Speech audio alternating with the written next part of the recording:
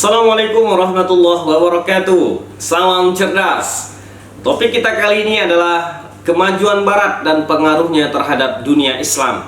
Bagaimana awal mulanya kemajuan Barat dan pengaruhnya terhadap Islam? Ini yang akan kita bahas dalam pertemuan ini. Sesungguhnya Eropa pada awal kebangkitannya mengalami hambatan yang sangat hebat. Hal tersebut dikarenakan terdapat kekuatan-kekuatan perang Islam yang sulit dikalahkan, terutama kerajaan Turki Utsmani. Maka satu-satunya jalan bagi mereka yaitu menembus itu semua dengan cara membuat aneka riset bagaimana cara melakukan penaklukan laut juga berbagai benua agar mudah untuk mereka taklukkan.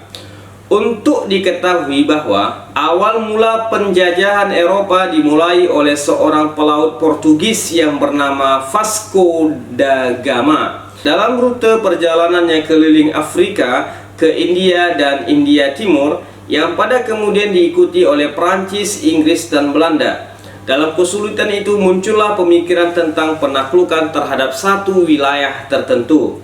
Perhatian utama perjalanan ekspedisi ilmiah ini adalah perdagangan dan khususnya bangsa Eropa bertujuan hendak menemukan sumber-sumber persediaan rempah-rempah, barang-barang mewah dan benda-benda lain yang harus sampai ke Eropa melalui negeri-negeri Islam Mediterranean Timur. Peperangan yang diperlukan apabila terjadi perlawanan bersenjata atas para pedagang tersebut. Walaupun demikian, secara perlahan tapi pasti perdagangan ini kemajuannya semakin meningkat, maka keterlibatan politik menjadi makin lebih besar.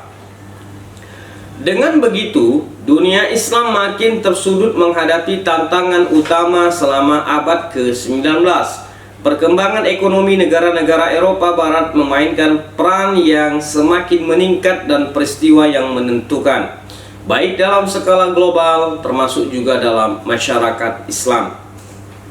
Sejak akhir abad tersebut, tidak sedikit wilayah Islam berada di bawah kekuasaan Eropa dan di antara negara Islam didominasi dunia Barat.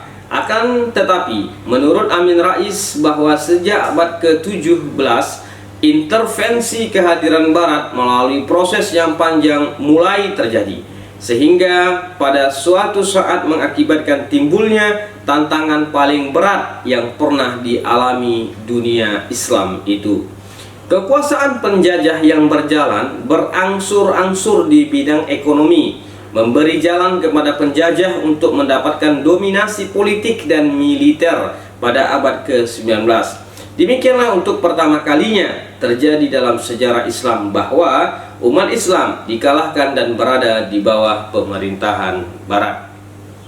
Adapun yang menjadi prinsip bagi kemajuan Eropa sehingga lebih dominan yaitu adanya proses modernisasi yang terjadi di kalangan masyarakat Barat. Pada masa lalu, peradaban-peradaban dunia telah bersaing dengan kemajuan dan kekalahan suatu peradaban biasanya ditentukan oleh perbedaan-perbedaan kuantitatif dalam kekuasaan.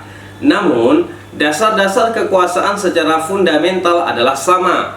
Tetapi bagaimanapun, lahirnya masyarakat modern di Barat secara kualitatif mempunyai bentuk kekuasaan yang berbeda kualitatif yang memungkinkan negara-negara yang secara fisik kecil seperti Inggris dapat mendominasi sebagian besar dunia. Menurut John L. Esposito bahwa pada abad ke-19 pergeseran kekuasaan telah terjadi, runtuhnya keberuntungan Islam telah mengubah hubungan Islam dan Barat. Kaum muslim harus bertahan menghadapi ekspansi Eropa. Jika tantangan utama terhadap identitas dan kesatuan Islam pada abad ke-18 dan 19 pada umumnya dipandang sebagai tantangan intern, ancaman sejati Barat tidak pernah terjadi hingga akhir abad ke-19 dan awal abad ke-20. Hal ini hanya merupakan satu tantangan terhadap politik, ekonomi, moral, dan kebudayaan Islam. Kolonialisme dan imperialisme Eropa mengancam sejarah dan identitas politik dan religio kultural Islam. Peta dunia Islam setelah Perang Dunia I menunjukkan besarnya dominasi asing seperti Prancis utara, barat, serta daerah ekuator Afrika dan Libanon serta Syria.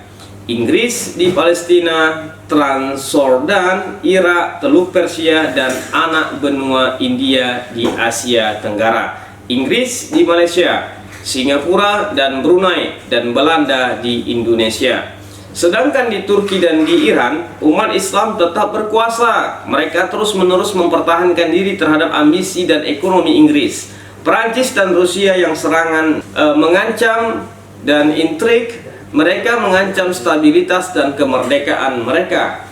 Kedatangan Eropa tidak hanya beserta militer dan birokratnya, namun juga disertai para misionaris. Hal tersebut berarti terdapat dua ancaman sekaligus, yakni tentara yang kekuatan senjatanya yang siap untuk melakukan penjajahan dan juga misionaris yang siap mengglorifikasikan perang suci. Para pendeta, pemerintah juga tentara saling bahu-membahu guna mencapai tujuan mereka. Sebagaimana disinyalir oleh seorang marinir berkebangsaan Prancis, Bouguereau, yang memuji mereka dengan mengatakan para pendeta membantu mengambil hati orang-orang Arab yang akan kita serbu dengan kekuatan militer. Para pendeta dan lembaga-lembaga misionaris, gereja, sekolah, rumah sakit, dan penerbitan oleh banyak muslim dianggap sebagai senjata imperialis. Salah satu aspek kebijaksanaan yang menyingkirkan lembaga-lembaga pribumi, menggantikan bahasa dan sejarah setempat dengan kurikulum barat, dan menarik jiwa melalui sekolah dan kesejahteraan sosial. Perampasan yang dilakukan oleh Prancis terhadap Masjid Agung Algiers dan kemudian diubahnya menjadi gereja St. Philippe dengan bendera Prancis dan salib di puncak menaranya merupakan ancaman Kristen. Kemajuan kolonialisme telah menyudutkan sejarah dan identitas pada titik krisis. Sepanjang abad ke-19, agama Kristen mendesak Islam dari berbagai macam sudut militer, ekonomi, maupun politik. Sebab yang sangat mendasar bagi Eropa sehingga mereka datang ke negeri-negeri Islam disebabkan oleh dua faktor, yaitu faktor ekonomi, di mana Eropa yang lebih dahulu maju ternyata membutuhkan bahan baku terutama dalam bidang industri mereka. Selain itu, negeri muslim juga sebagai objek sasaran pemasaran hasil produksi mereka. Sedangkan faktor kedua yaitu politik. Adanya stabilitas politik menurut mereka sesungguhnya sangat diperlukan agar semua usaha yang mereka rencanakan kelak dapat berjalan sebagaimana mestinya, sesuai kemajuan dan keinginan mereka. Hanya saja tidak bisa dihindari ternyata permasalahan agama seringkali terlibat pada permasalahan politik penjajahan barat terhadap negeri-negeri Islam. Kasus perang salib misalnya ternyata meninggalkan trauma yang sangat mendalam pada sebagian orang barat. Sebut saja Portugis dan Spanyol, karena keduanya selama berabad-abad berada di bawah tekanan.